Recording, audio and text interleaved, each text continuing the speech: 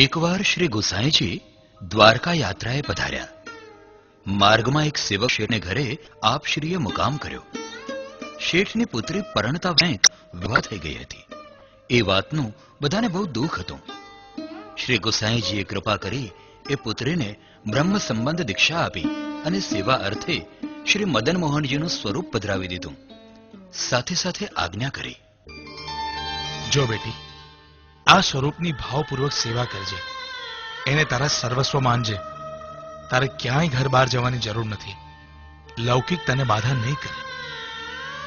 મહારાજ, શ્રી ઠાકોરજી આવા ઠાડા સ્વરૂપે જ હોય ને? શ્રી ઠાકોરજી તો આવા જ હોય ને.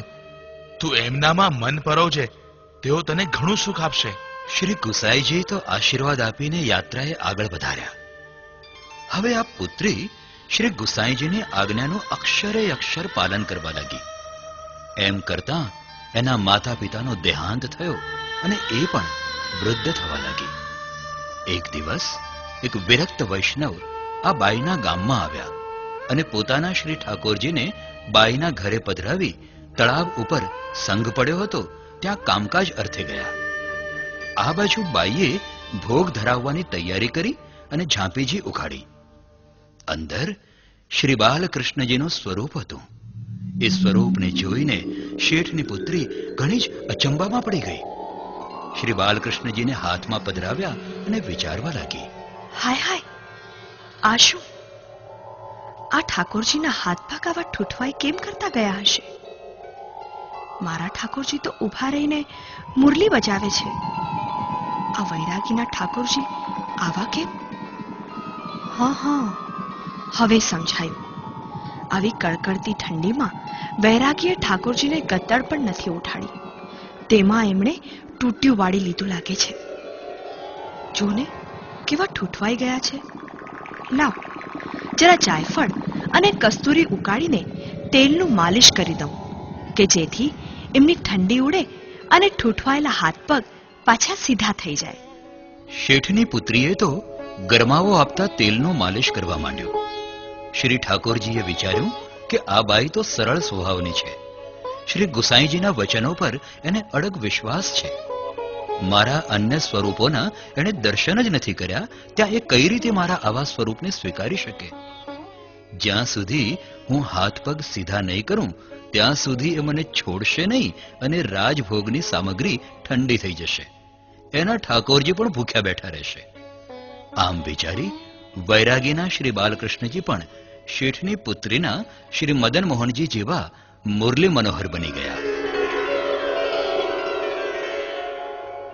આ તરફ વૈરાગી તળાવેથી પાછો ફર્યો. એણે પોતાના શ્રી ઠાકોરજીની બાઈ પાસે માંગણી કરી. બાઈએ કહ્યું, જુઓ તો ખરા, તમારા ઠાકોરજી તો ઠંડીમાં માંદા પડી ગયા છે. થોડા દિવસ રોકાઈ જાઓ, સાજા થાય એટલે નીકળજો. એ